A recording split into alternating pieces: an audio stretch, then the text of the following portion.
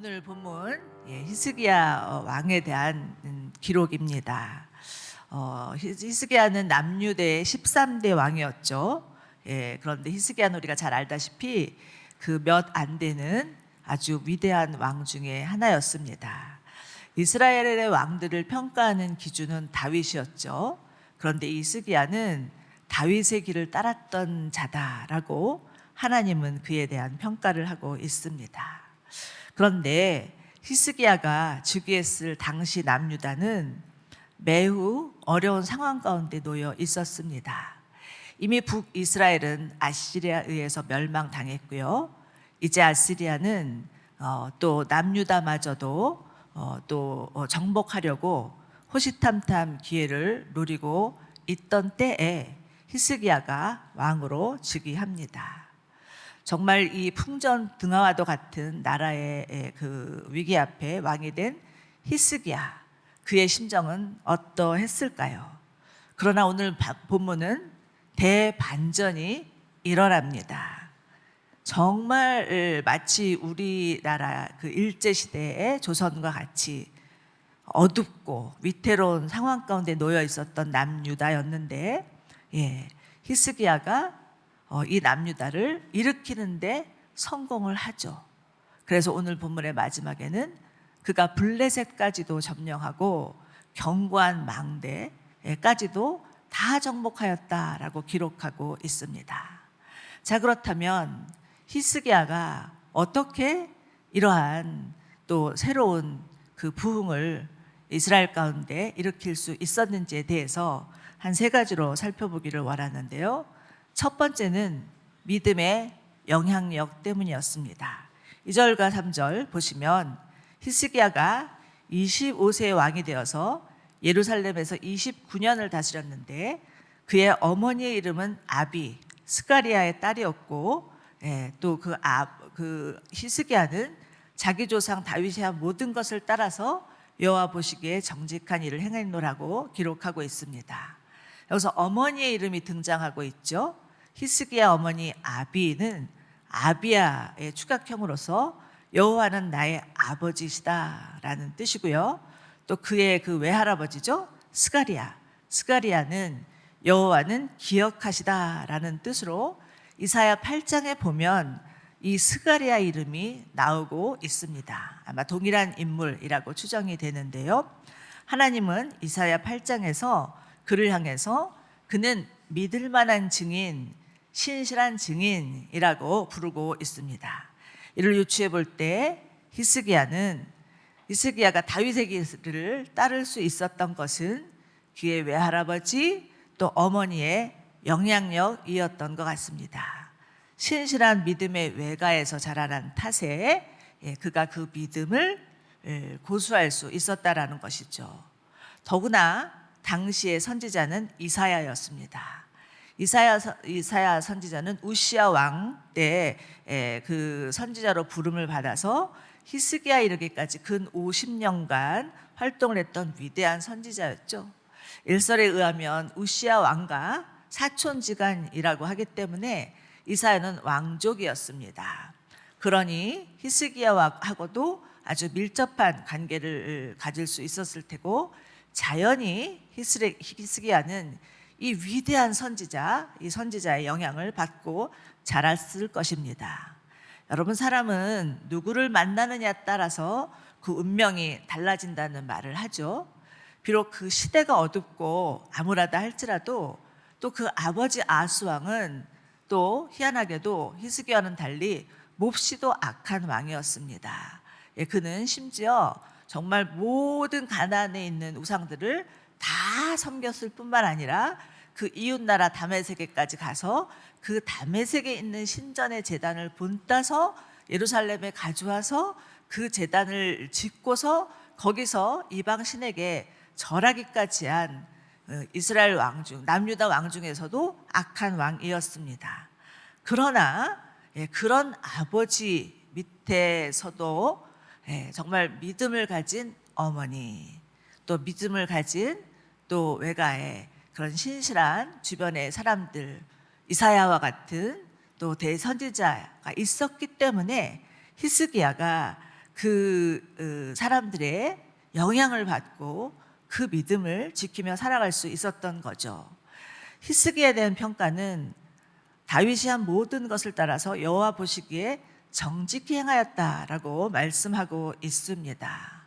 이것은 사실은 놀라운 평가입니다. 왜냐하면 남유다 왕 중에서 이렇게 하나님으로부터 평가를 받은 사람은 딱 3사람이 있었는데, 그 아사, 요시야 아시죠? 그리고 히스기야, 이 3사람이었습니다.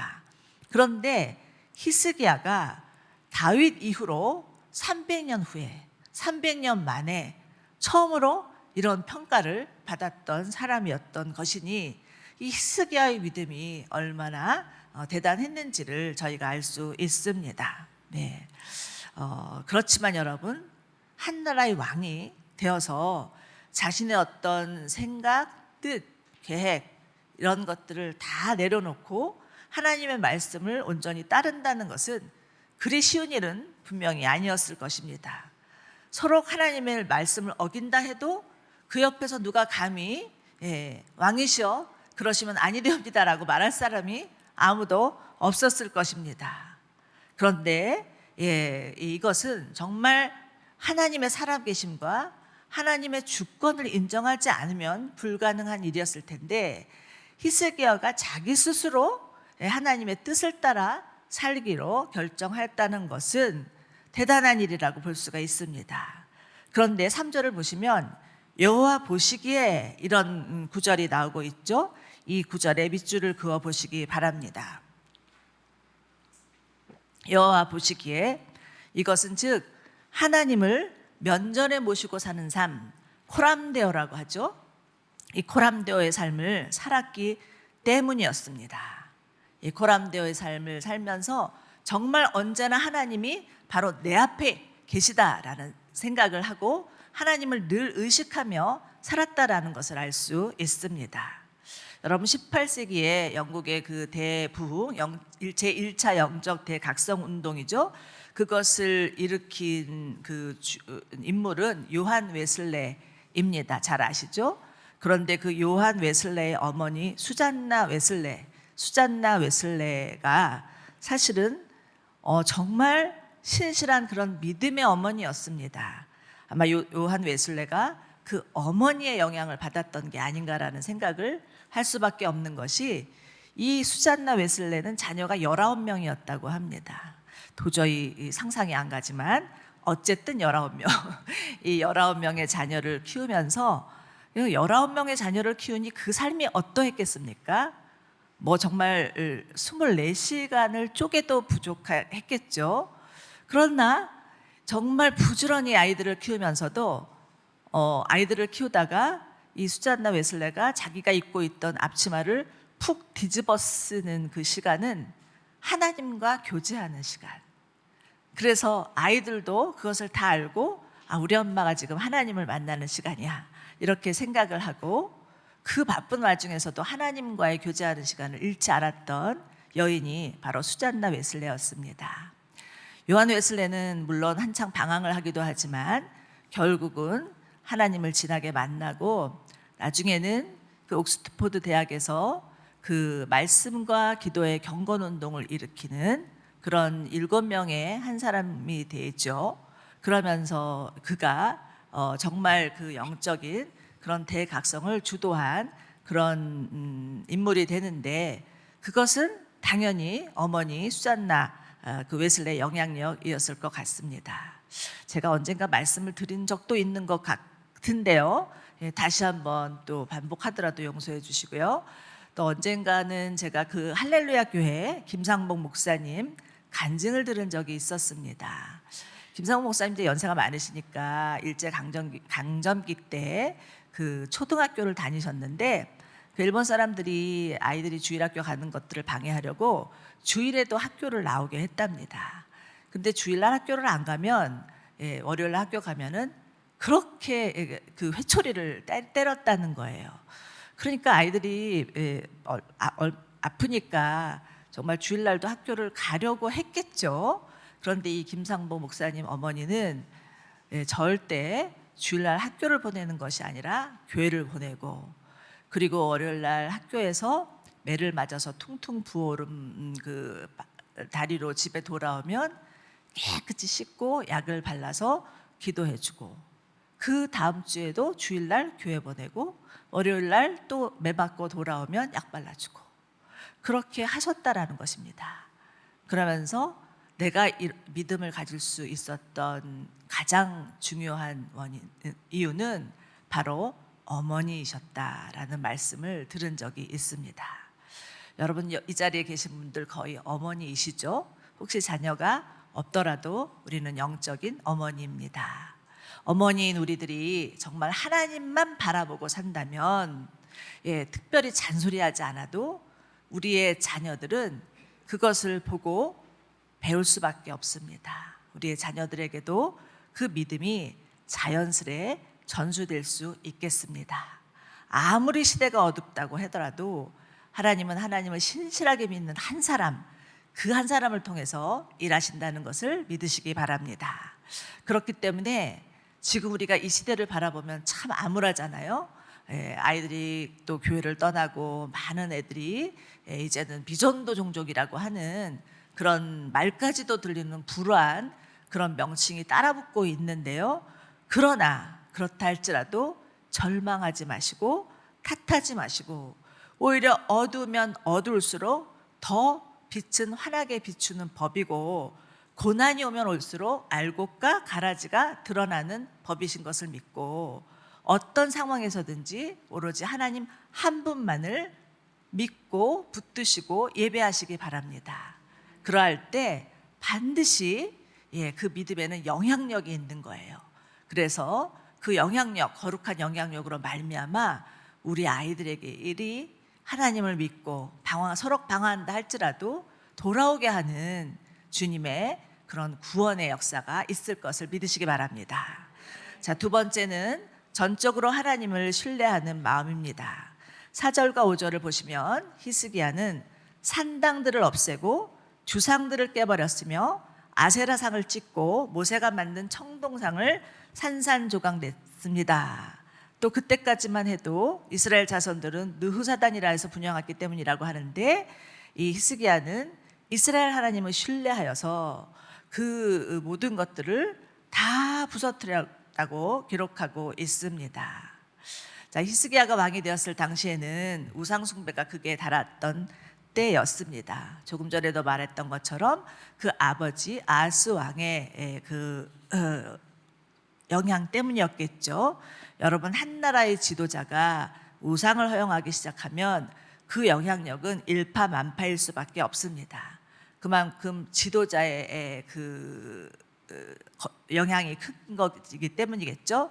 서로 간혹 가다가 정치인들이 보면 무속 신앙을 믿는 도사들을 데리고 다니는 일들이 신문이나 뉴스를 통해서도 보는 일들이 있습니다. 그런데 이것은 절대 작게 볼 일이 아닙니다. 이것은 어쩌면 한 나라 안에 영적인 어두움이 깔리게 하고 영적인 어두움으로 덮어버리게 하는 아주 악한 그런 죄라고 볼 수 있습니다. 그러나 반대로 지도자가 미신을 타파하기 시작하면 그 나라의 한 나라의 영적인 분위기도 쇄신될 수 있습니다. 그런 차원에서 1970년대에 있었던 새마을 운동 기간에 아주 미신 타파 운동이 아주 본격화되어서 정말 우리나라에 있는 미신 점집 이런 것들이 많이 사라졌다고 하는데요. 분명히 거기에는 그 지도자가 예수님을 믿던 안 믿던 상관없이 그 미신 타파 운동을 했기 때문에 우리나라에 또 그런 영적인 부흥에 큰 한몫을 했다라고 생각이 듭니다. 히스기야는 그가 왕이 되던 당시 그 남유다에 있었던 우상들을 과감히 처단하는데, 오늘 본문을 보면 4가지가 나옵니다. 산당, 주상, 아세라상, 모세가 만든 청동뱀이었습니다. 여러분, 히스기야가 왕이 되기 전까지는 이스라엘 백성들은 너나 나나 할 것 없이 다 산당에서 제사를 드렸습니다. 처음에는 기브온 산당과 같은 그 산당에 있어서 하나님을 예배하기 위해서 사용된 처소였는데, 날이 갈수록 이것이 변질되면서 하나님만 믿지 않고 하나님 플러스 우상을 만들어서 거기다 그렇게 우상을 만들어 놓은 곳으로 전락하게 됩니다. 자, 한번 사진을 한번 보여주시기 바랍니다. 첫 번째 사진을 보시면 이게 지금 그 이스라엘 백성들이 섬겼던 산당인데요. 두 개의 돌기둥이 있습니다. 두 개의 돌기둥이 있는데 하나는 하나님을 위한 돌기둥이고요. 하나는 아세라 목상을 위한 돌기둥입니다. 이들은 하나님은 우리를 구원해 주신 신이라고 생각을 했고, 또 옆에 그 모양이 나오죠. 그 모양 아세라 그 상은 자신들에게 풍요를 갖다 주는 신 이렇게 생각했습니다. 그러니까 따로따로 생각을 한 거죠. 하나님은 구원, 또 아세라는 자신들의 어떤 필요를 채우는 신.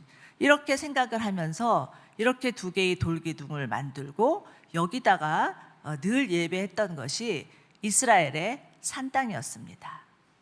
얼마나 이런 산당이 이스라엘 곳곳에 많았었는지 지금까지도 남아 있는데요. 그런데 히스기야 왕이 되기 전까지는 그 어느 누구도 이 산당을 철폐하지 못했습니다.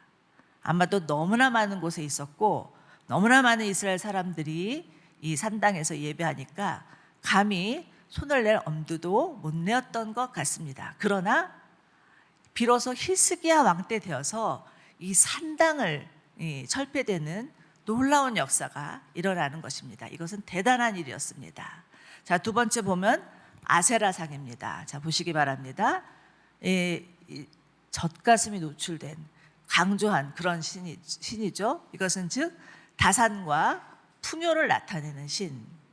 이 신이 자신들에게 다산을 허락하고 먹을 것을 준다는 그런 신이라고 믿었던 것입니다. 어디 가나 이 아세라 상이 있었다라는 것을 볼 수가 있습니다. 네. 자, 그런가 하면 또 그 다음에 하나 보여주십시오. 이것은 그림인데 아마 이것은 뭐 사진으로 남아있는 것 같지는, 당연히 부서뜨렸으니까 남아있는 것 같지 않은데 히스기야 왕이 놋뱀을 부수는 그런 장면입니다. 여러분 이 청동뱀은 아시죠? 민수기에서 이스라엘 백성들이 하나님과 모세를 원망하니까 하나님께서 불뱀을 나타나게 해서 물려 죽었을 때 이들이 뉘우치자 그 모세에게 이 놋뱀을 만들어 달고 이것을 보는 자마다 살리라 했을 때 이것이 지어진 것이 청동뱀, 놋뱀이었습니다. 이것을 느후사단이라고도 불렀다고 하는데 아마도 그 이후로 이스라엘 사람들은 이 청동뱀을 신주단지 모시듯이 가지고 다녔던 것 같습니다. 그래서 히스기야 왕 때까지 이 놋뱀이 있어서 이것을 바라보면서 또 여기다도 절하고 이랬었기 때문에 히스기야가 이 놋뱀을 완전히 부서뜨리는 것입니다. 여러분도 이처럼 정말 그 아세라상, 놋뱀 이런 것들은 다 어디까지나 하나님의 10계명 중 1, 2계명을 어기는 것이죠. 너를 위하여서 어떤 우상도 만들지 말라라고 말씀하셨는데 이스라엘 사람들은 하나님의 명령은 무시해버리고 그냥 가나안 사람들이 하던 대로 그들의 간섭을 따라서 행했던 것을 알 수가 있습니다. 여러분, 사람은 우상을 만드는 공장이라고도 하죠. 무엇이든지 눈에 보이면 닥치는 대로 무엇이든지 우상 삼아 버리는 것이 사람들의 타락한 본능입니다. 그러나 그 안에는, 저변에는 사실 하나님을 떠난 두려움, 불안, 걱정, 염려가 있으니까 무엇이라도 만들어서 거기다가 절을 하면 되겠지라는 대리만족이겠죠. 그런 대리만족의 마음이 있었기 때문이었던 것 같고 또 자신들의 욕망을 또 채우고 싶어서 그런 우상을 만들어 놓고 빌었던 탓이겠죠. 그러나 이것은 정말 하나님의 계명을 어기는 어마무시한 일이었습니다. 그래서 히스기야는 아주 과감히 이것들을 부서뜨리는데 4절을 보시면 그 모든 우상을 어떻게 했다고요?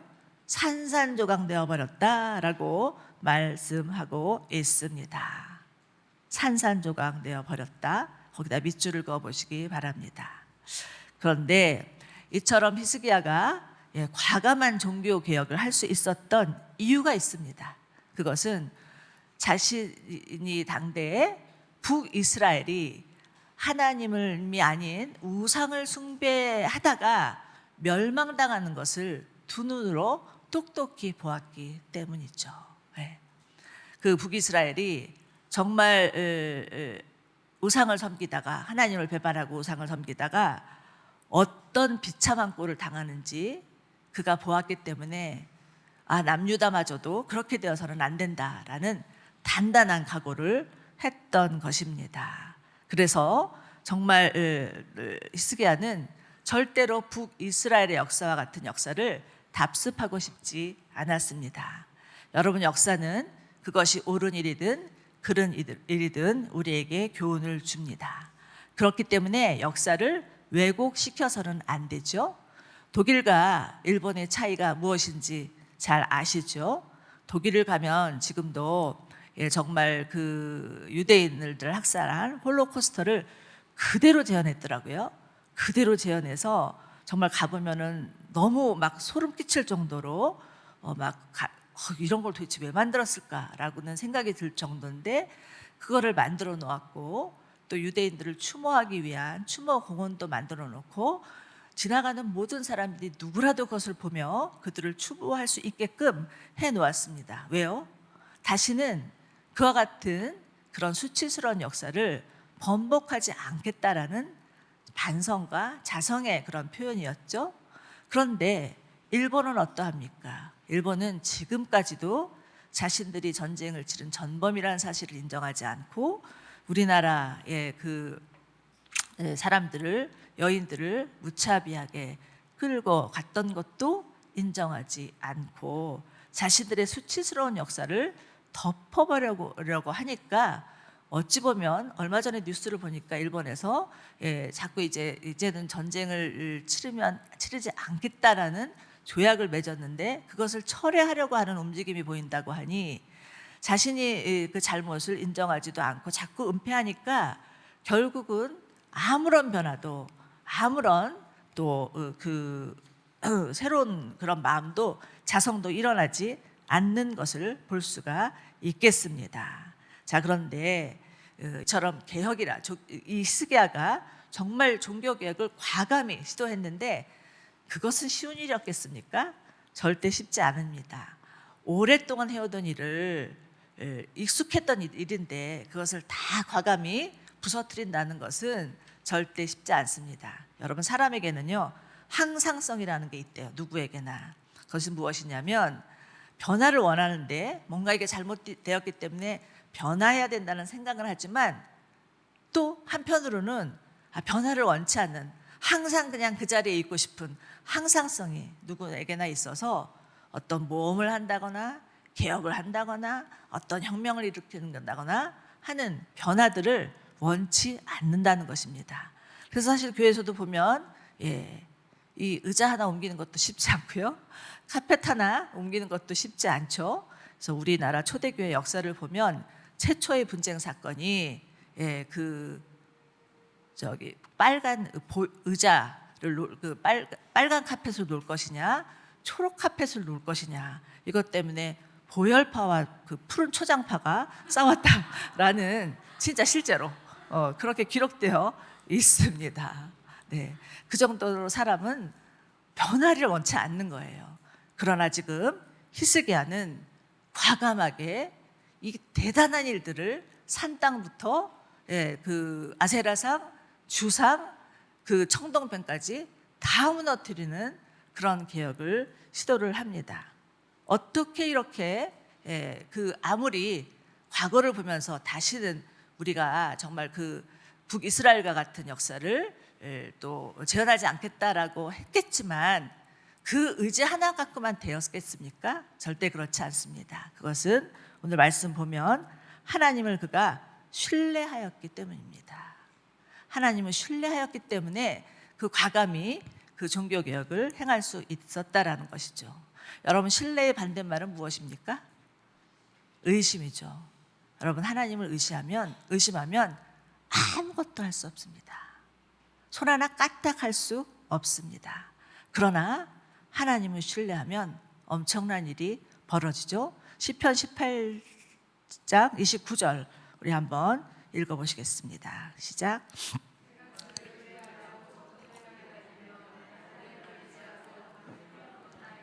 아멘. 다시 한번 읽어보죠. 내가 주를 의뢰하고 적군을 향해 달리며 내 하나님을 의지하고 담을 뛰어넘나이다. 아멘. 아프리카에 가면 임팔라라는 동물이 사슴 종류인데요, 있습니다. 이 임팔라는 무려 높이 2m나 3m까지도 뛰어오를 수 있는 그런 동물인데요.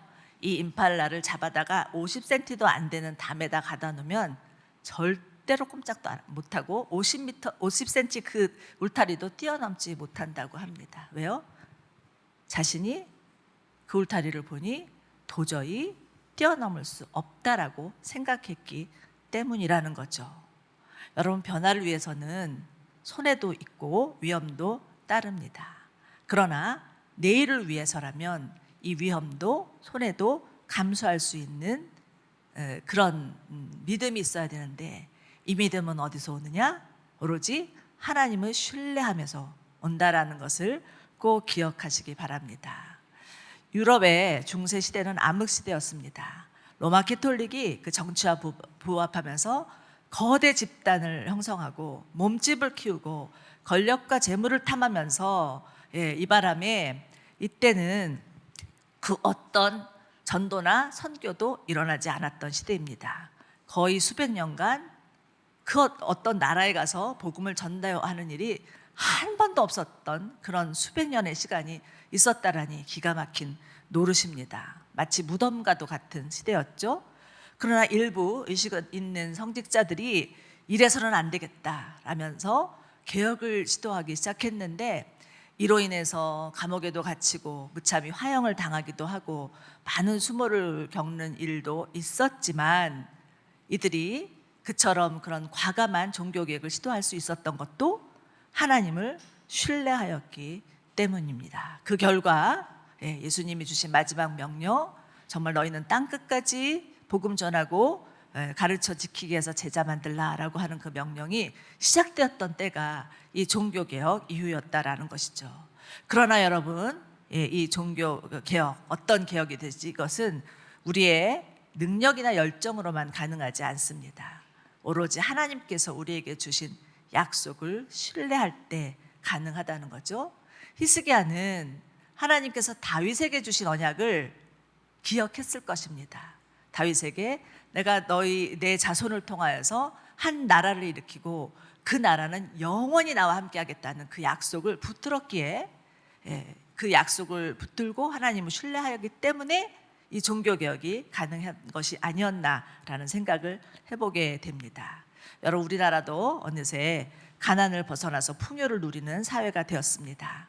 요즘 아무리 경제가 어렵고 또 살기 힘들다 그래도 이제 우리나라는 세계 경제 순위 10위권에 드는 나라가 되었습니다. 요즘 젊은 애들을 보면 우리 때랑 달리 얼마나 이쁘고 잘생기고 반짝반짝하고 반질반질한지 모르겠어요. 그런 시대가 사실은 된 거입니다.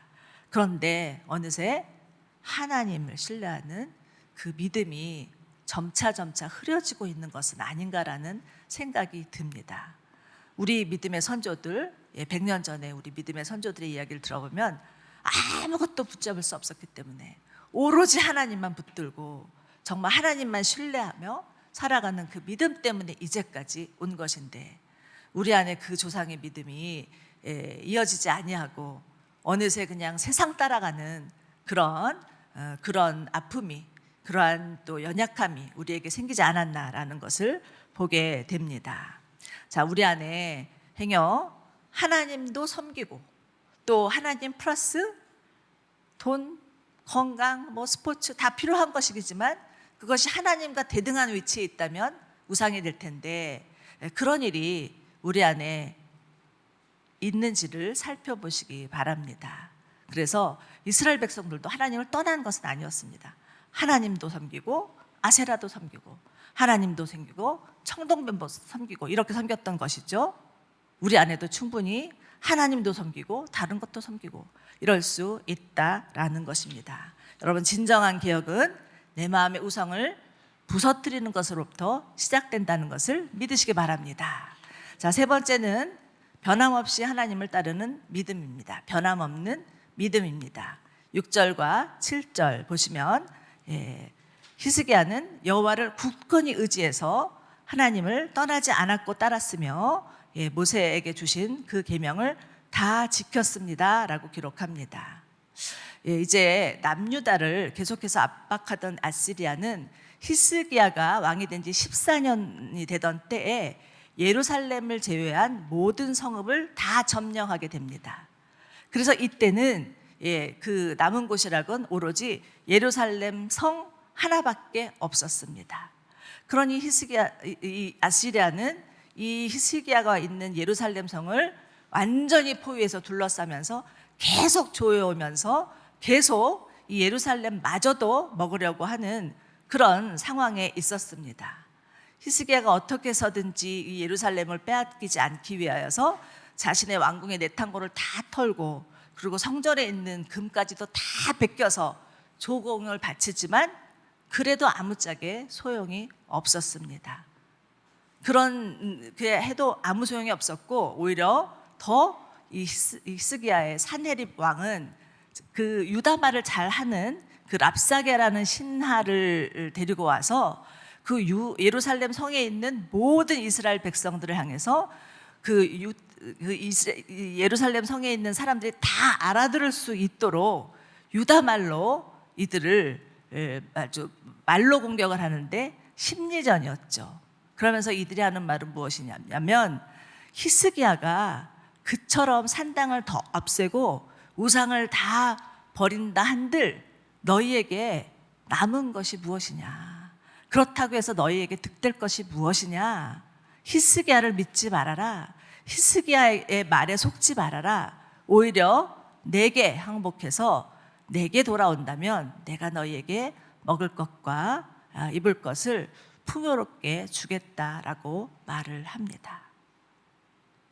그랬을 때 히스기야도 너무너무 그것이 두려워서 정말 그 성경에 보면 마치 아기를 해산할 때가 됐는데 그 아기를 해산할 힘조차도 이렇노라고 그렇게 고백하고 있는 고백이 있습니다. 히스기야도 연약한 육체를 가진 존재였다라는 것을 알 수가 있죠.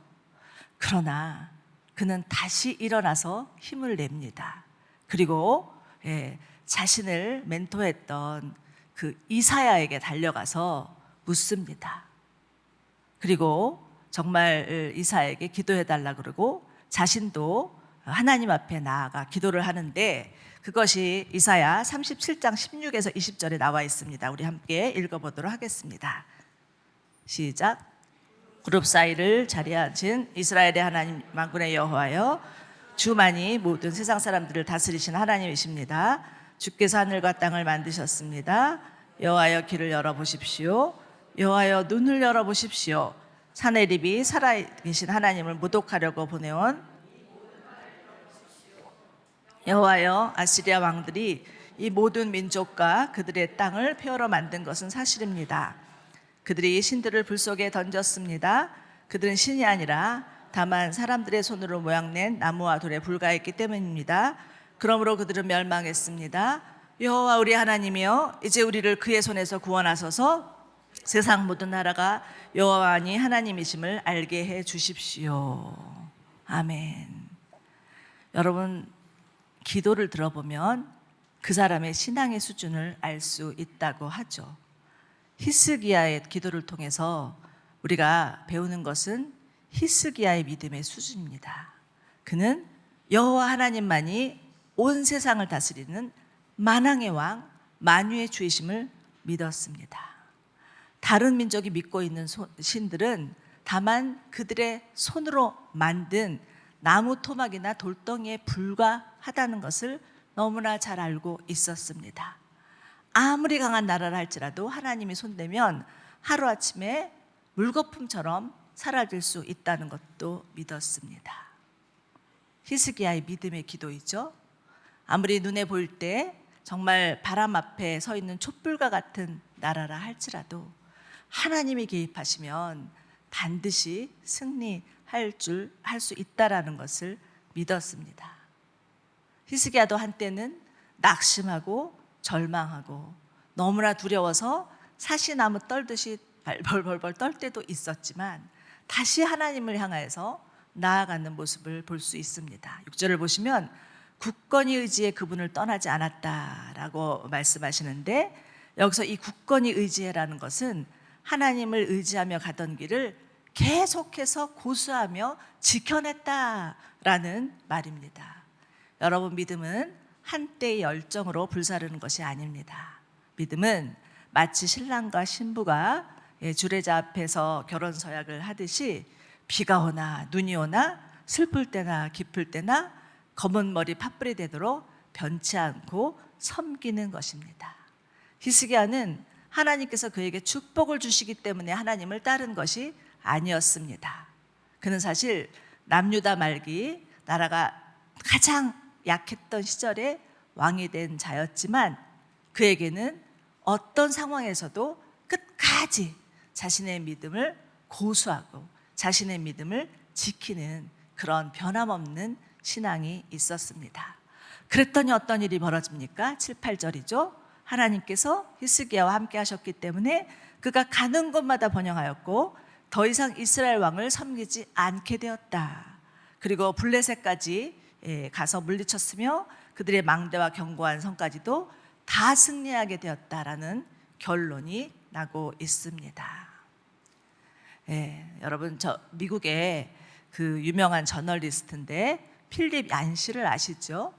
그 필립 얀시가 한 10여 년 전에 우리나라를 방문한 적이 있었고 우리 교회에 온 적이 있었습니다.